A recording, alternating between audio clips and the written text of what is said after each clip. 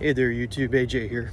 Today I'm walking into one of my favorite shows of the year at Camp Northend, North Carolina, Charlotte.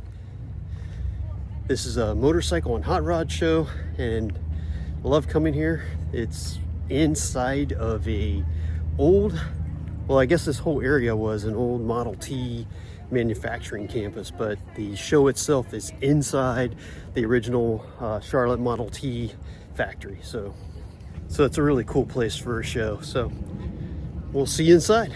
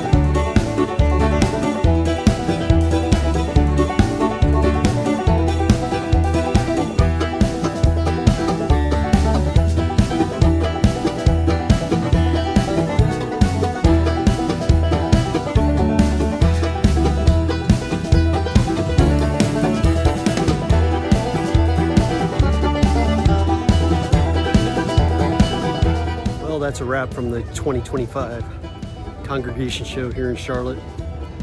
Hope you guys enjoyed that. I did. It wasn't as big this year as it is a lot of the years in the past, but you know, we take what we get. So we'll see what it gives us next year. Till then, later YouTube.